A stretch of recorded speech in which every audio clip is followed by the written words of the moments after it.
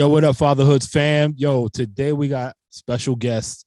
He comes all the way from Detroit. Actually, I don't know if he's currently situated in Detroit, but he's from Detroit.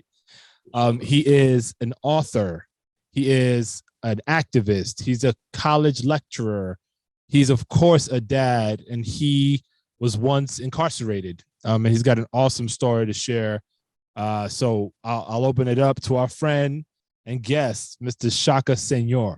Hey, how's it going, man? Excited to be here. Thanks for joining us. Appreciate you, man. Thanks so much for having me, man. And yeah, I'm definitely from Detroit. I live in LA, though. I've been in LA now about 6 years. So, but Detroit is where my heart will always be at for sure.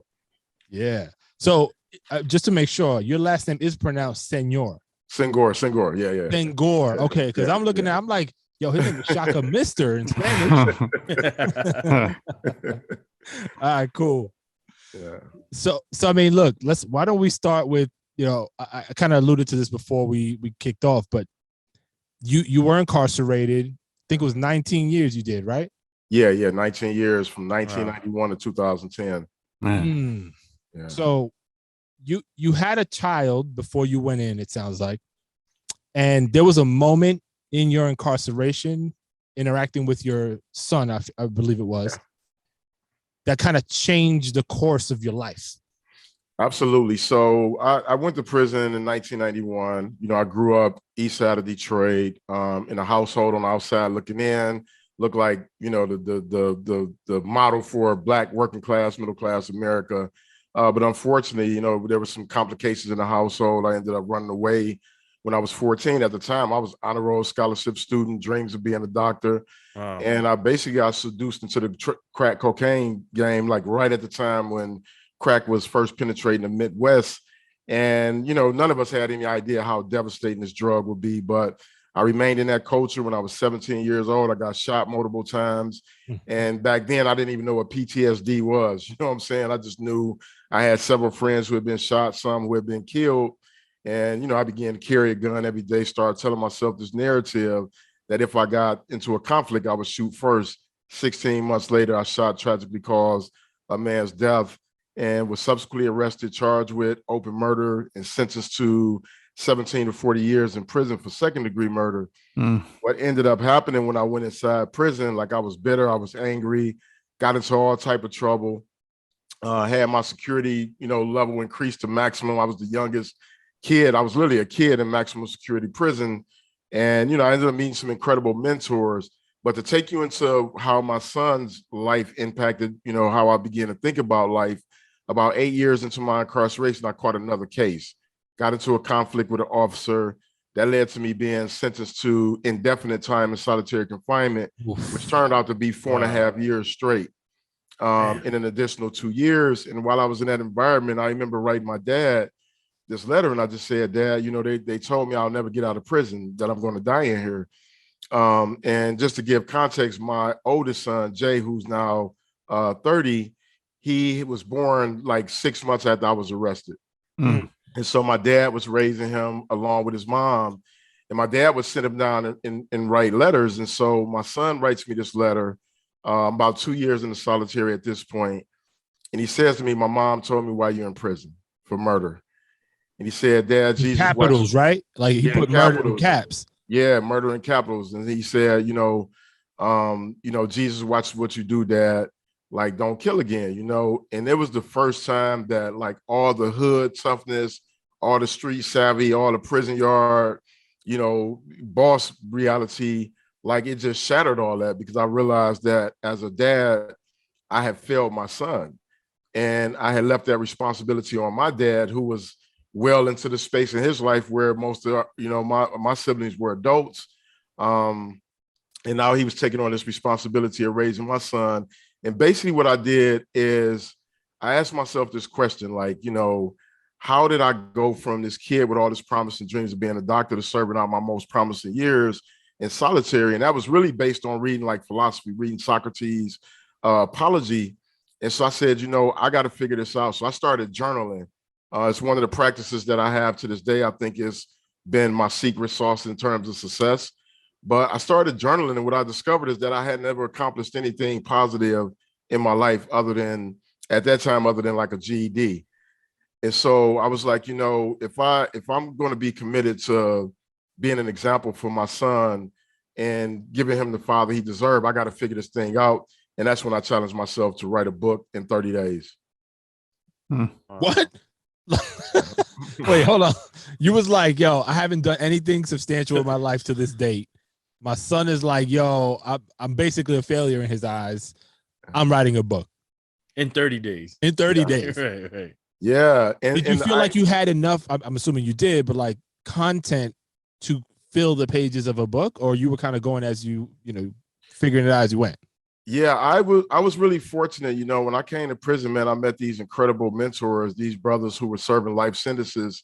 And even though I was like thugging it out on the yard and running the yard, like these brothers just saw something in me. So it's like I'm on the yard, I'm in the midst of everything, all the things just popping. But then I would go to the library, and it was like going to the University of Wisdom, and I would debate with these older brothers. These brothers would give me books to read. They started me off with like hood books though, like Iceberg Slim, Pimp, and Donald Goins.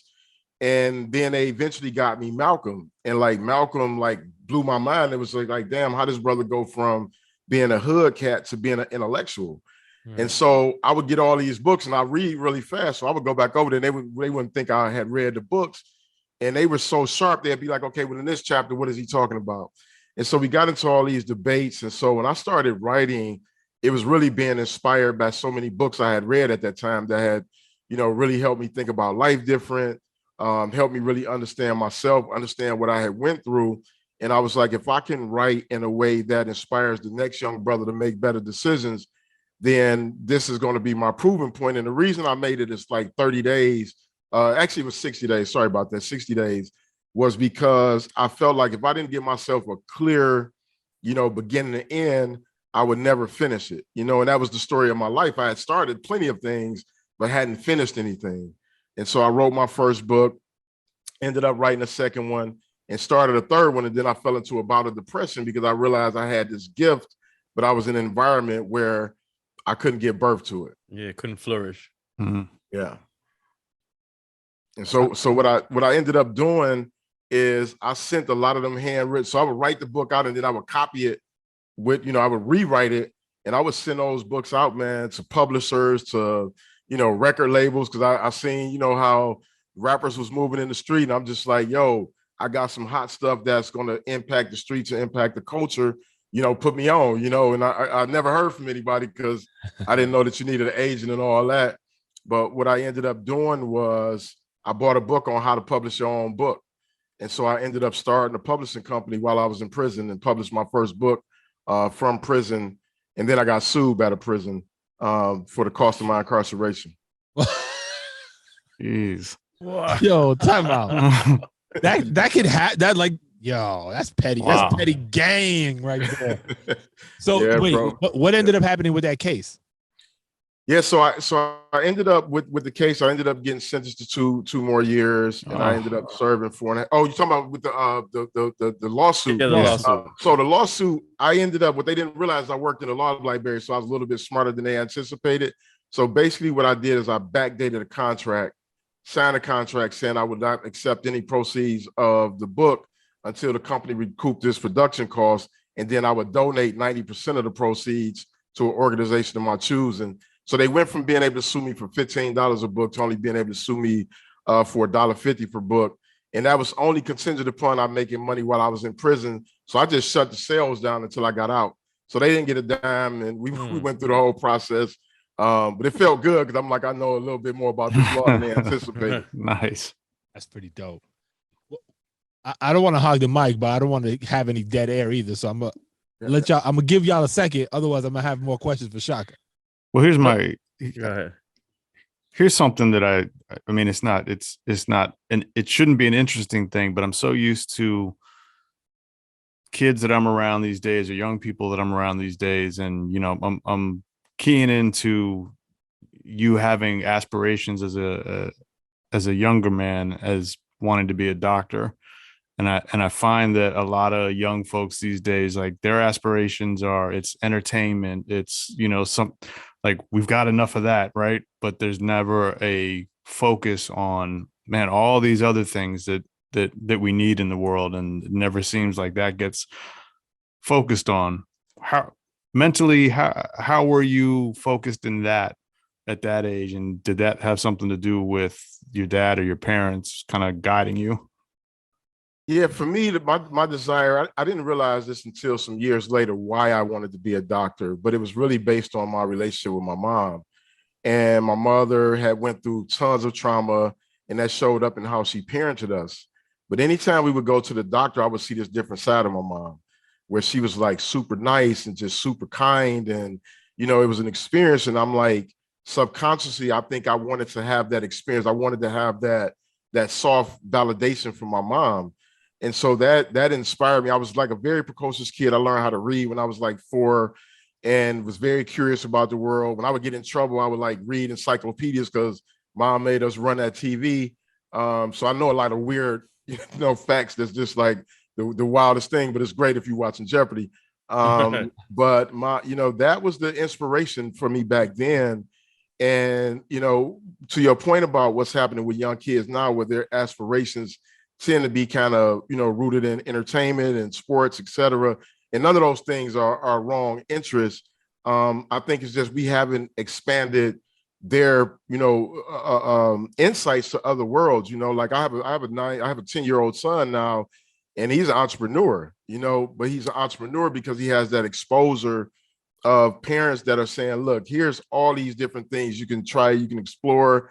If you're interested in sports, then we'll support that. If you're interested in scientists, we'll back that. But we're going to expose you to as much as possible. And really, I just try to encourage like more dads to think about the exposure, specifically like our boys need, because so many times we're just kind of limited to this idea, like Biggie, said, like, either the rap game or the crack game.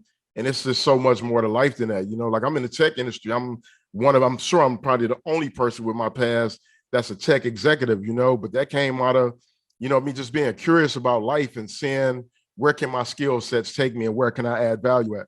All right. Let me ask you, when you had this, going back to the letter that you got from your son, right? Yeah. And it changed you. Did you attempt to parent more from the inside at that point? Yeah, absolutely. So, in my latest book, I really write about how complex it is, my relationship with my older son. And it was based on this story I had told myself. I'm doing my part as a dad. My dad's bringing my son up to see me. I'm making those phone calls. I'm writing those letters. And everything was very instructive, though. Everything was kind of mentor oriented, like, don't do this so you don't end up here. And what I realized is that, as a dad growing up in the hood, growing up in prisons, oftentimes we're projecting our trauma onto our children, and they have a whole different path for themselves. And so I was trying to guide him through my trauma lens, I'm seeing all these young brothers coming in, and obviously as a dad, I don't want him to go through that, but he's living this whole different life, and so I doubled down on it, thought I was doing a great job. And then when I got home, it was real. And it really was the beginning of my deep understanding of what it means to be a father and what it means to show up fully and present, with no judgment, no ego attached.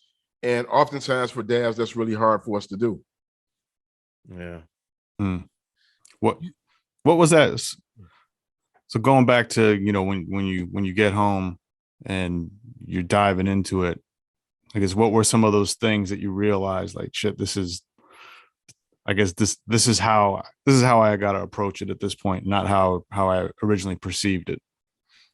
Yeah, it was a real hard learning journey. When I came home, I'm like, let's go. You know what I'm saying? I had this vision for what I wanted to do, how I wanted to execute it. I got out, I'm hustling books out of the trunk of the car. I had seen like all the rappers kind of take their mixtapes and parlay that into like full-on business. So I really took that playbook, and that's how I approached my reentry into society. Like, first day I got out, the first thing I did was sold a book in the parking lot to a guy who was getting out. And my son was there. And what I thought was going to happen was I was going to grab him up. He's young, he got swagger. He's a handsome kid. And like, let's just go, tear the streets up, get these books out, build this company, and ride off into the sunset. And what I didn't realize is I was asking him to go on another journey that he didn't sign up for, and it culminated when me and him got into a heated argument, and he basically threatened me, and I was triggered. I was triggered like, I'm from the streets. I'm from the prison yards.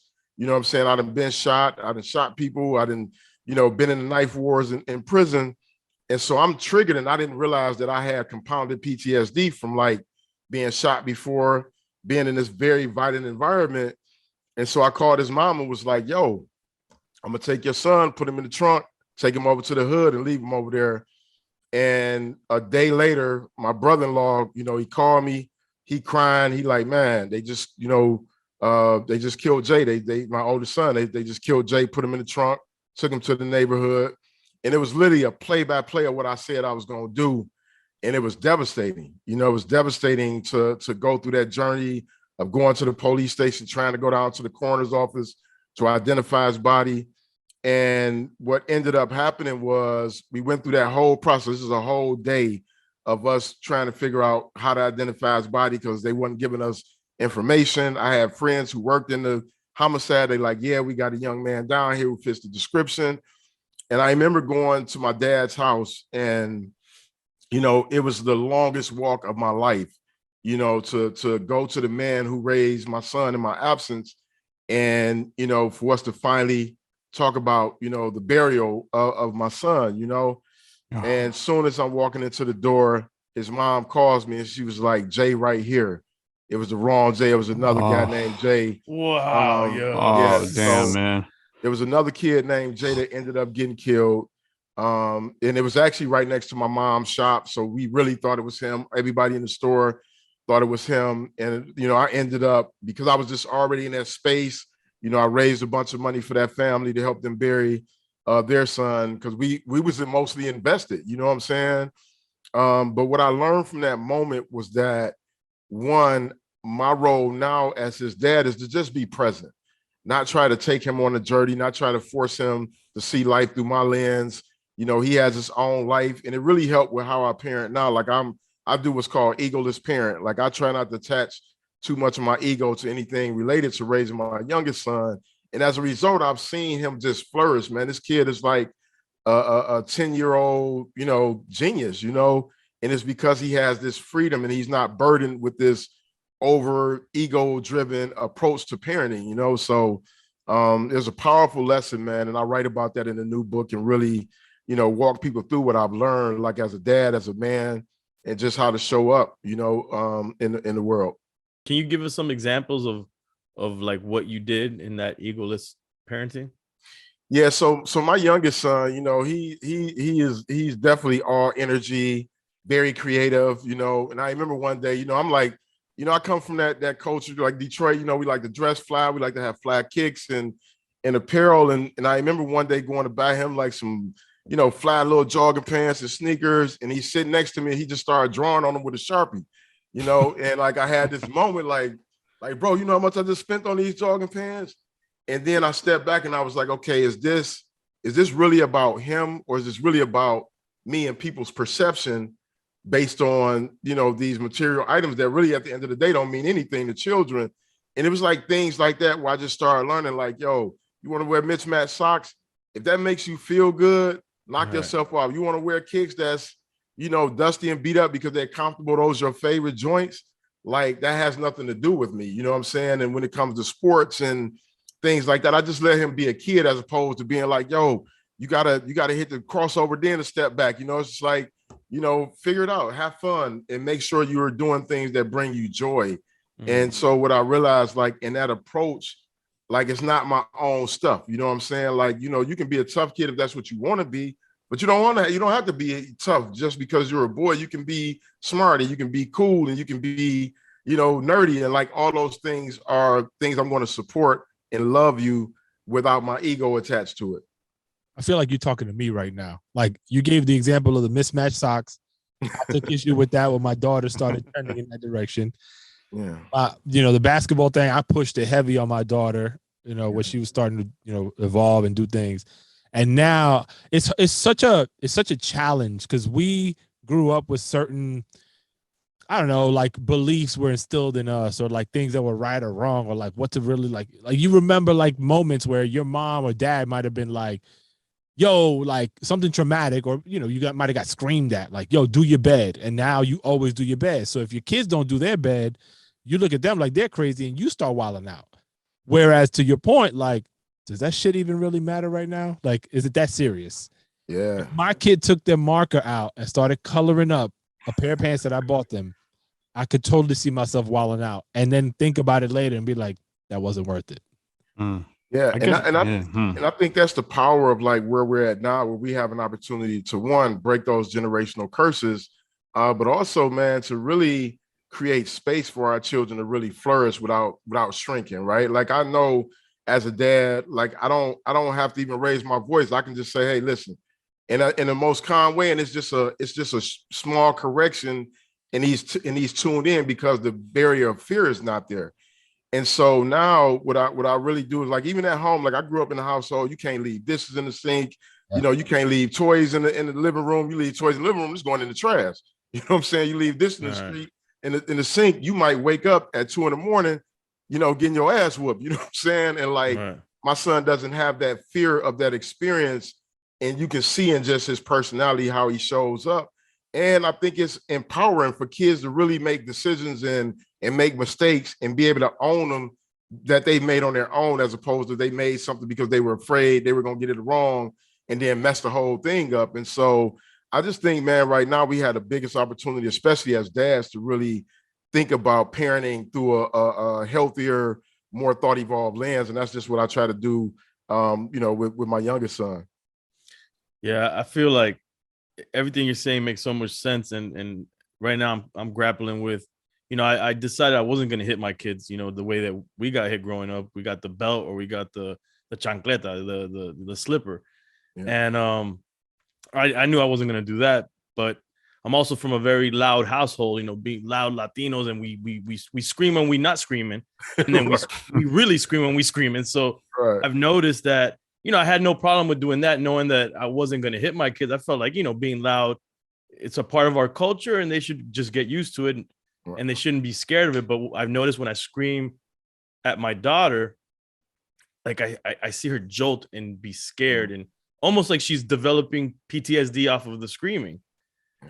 And now I'm like, man, this isn't good. Like, I don't want this for her. I don't want, and now she's starting to say, like, don't be mean to me. Don't be mean to me. But sheltered, like almost like if I had hit her. Yeah. And so I'm trying to figure out what other ways. And like you saying, like just, the way you're talking to your kids, and I'm trying to figure out these methods too, to not be, be myself, basically. Cause it's really natural to me to be loud. Yeah. And so when I'm angry, it's going to just even amplify more, but it's really interesting. And yeah, I want to work on that for myself. But the fear factor of it, like going back to what you're saying about the fear factor. I mean, even if you're not hitting your kids, but even if they're scared of the raised voice or scared of what the consequences are going to be, they end up doing themselves even more damage, which I'm finding it's like, my son will do some things and then we'll find out about it later. Or, when we get to the root of it, it's because he was scared of what the outcome was going to be. And he made it worse for himself because of that fear of whatever that is. So it's almost like, look, everyone's got to face up to things, right? There's going to be mistakes made, and there's going to be things that that everyone has to take accountability for. But how do we take the fear out of it so that we can teach them to just own up and learn from it, as opposed to getting in that fear and making things worse for themselves? Yeah, absolutely. And I think this is that time to really just talk about it. Like, what are these new methods we can employ that actually doesn't traumatize our kids, And I think about, I would have these heated debates, with family members and friends about corporal punishment, because I don't hit my son. And how I always brought him back to it. I was like, well, what if your spouse, when you forgot to cook dinner, just like came in and slapped you with a house shoe? You know what I'm saying? And like, would that be acceptable? Right? It's like, no, it'd be domestic abuse. You know what I mean? And it'd be real consequence for that. And I'm like, your children are people too. They're human beings. Right. And I always think about how devastating it would be if I just flipped a switch and like, even just like barked on him like real crazy, or if I like violently struck him, like he would never be the same, because his brain is still forming, for one. And that's another thing we don't take account for, especially with our young boys, is that, you know, their brains aren't fully developed until they're 26 years old. And so a lot of things I learned while I was in prison was that most of us who were in prison all had came from backgrounds of extreme abuse, like physical violence, the stick, the switch, the backslap. You know, you didn't have any agency. And then we expect people to go out into the world and be healthy, kind human beings when that's not how they're treated at home.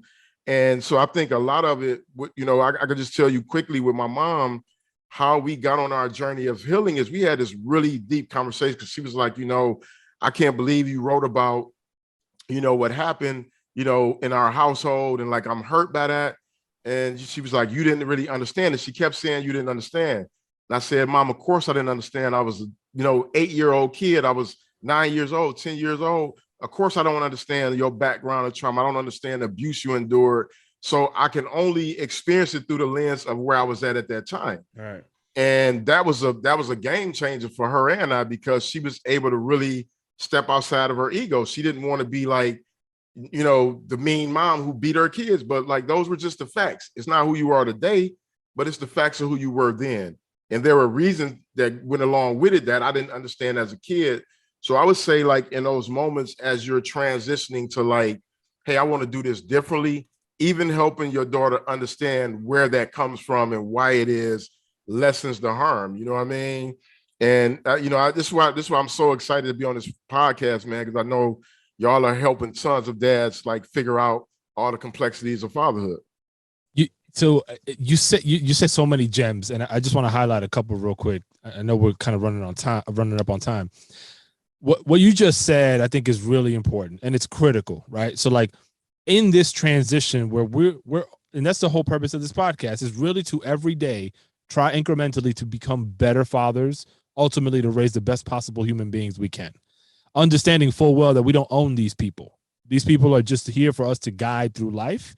Absolutely. Set them off on their way and give them as much support as we can. But it's also a very important part of this is atoning for your sins, quote unquote, being accountable for the mistakes you make. And like you said, explaining them to your children and where that came from. Because that understanding, and I've noticed that in the transition of me raising now a 15-year-old through her journey, I've been able to improve in my parenting. And I'm like, I can see reasons why her behavior is the way it is in certain cases, some of the trauma that I've personally dealt her, not knowing, and then being able to tell her, yo, you're doing this, and I think it comes from this, and I'm so sorry, but we're going to work through it so we can get to a better outcome. And so that healing has to happen all the time. You got to be aware and accountable all the time. Absolutely. It's one of the things that I love about my dad, who's now, you know, 75, is like, you know, my dad and I, we went on this journey of writing letters to each other for 19 years. And my dad was like, look, here's where I got it wrong. And here's why I got it wrong.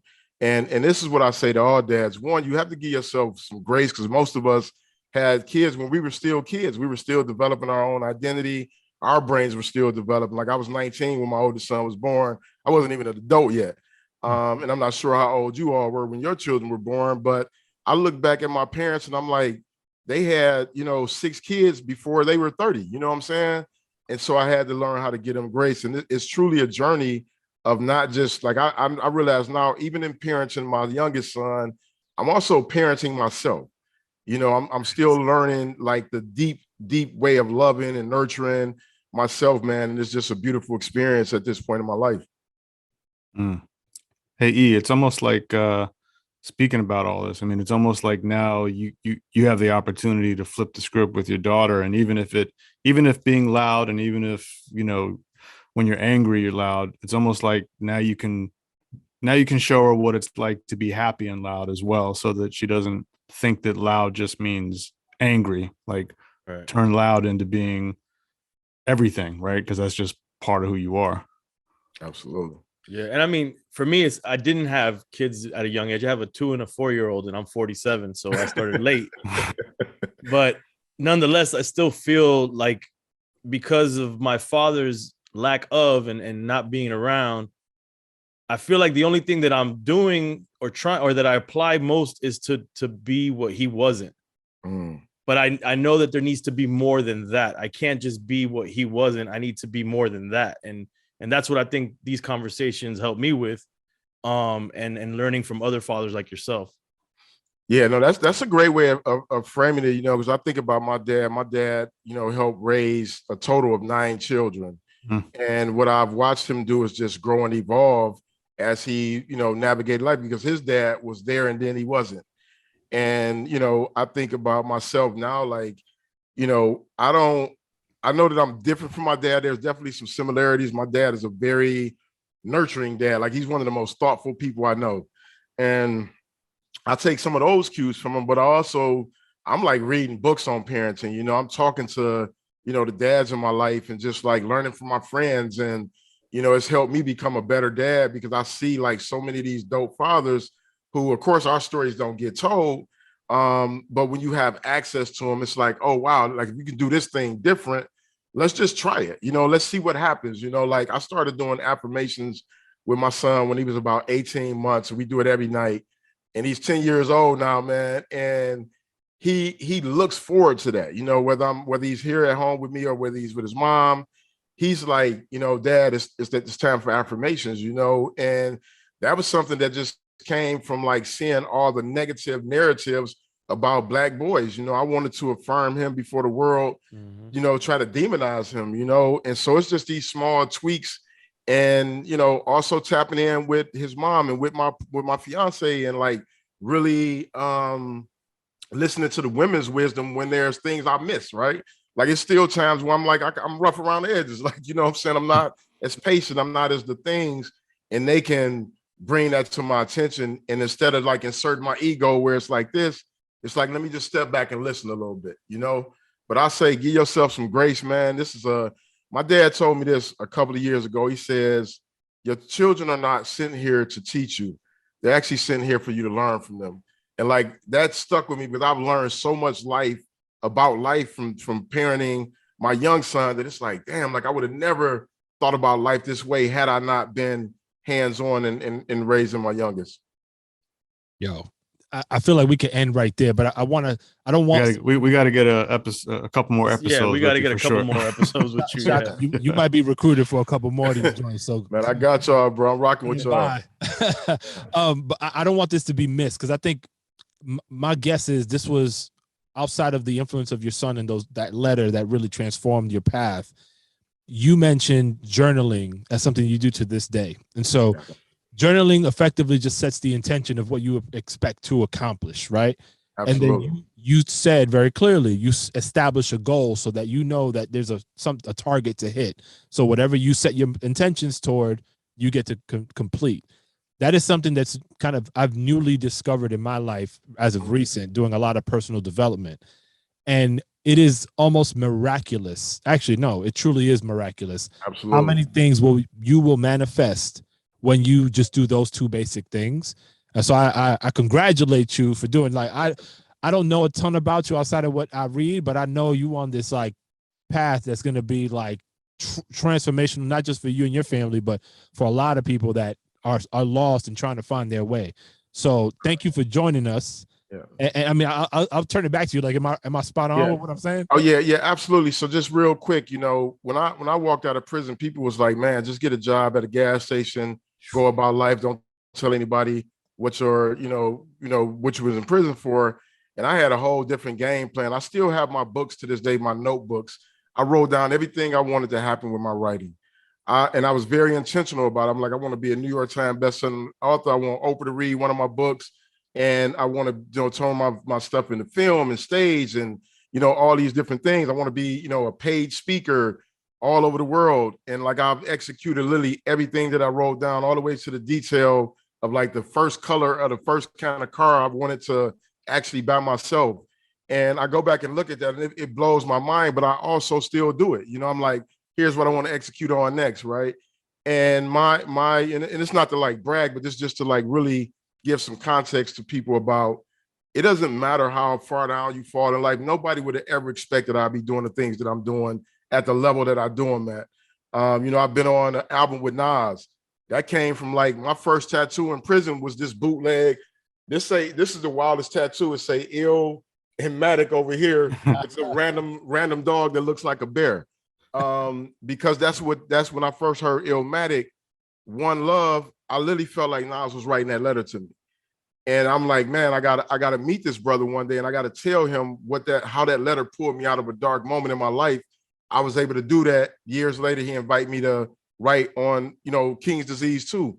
And so I believe you can manifest whatever you want to manifest. I believe that in life, but you gotta be intentional about it. I call it like my GPS system, right? I write it down, and I know whether I'm moving in that direction or I'm moving in a different direction. Of course, you got to execute. You got to show up over and over again. I'm with a company right now I've been with for 2 years. I'm like one of the, the only tech execs that come from my experience at a company with, over a $7 billion valuation that I'm able to help grow. I'm help growing our sales team.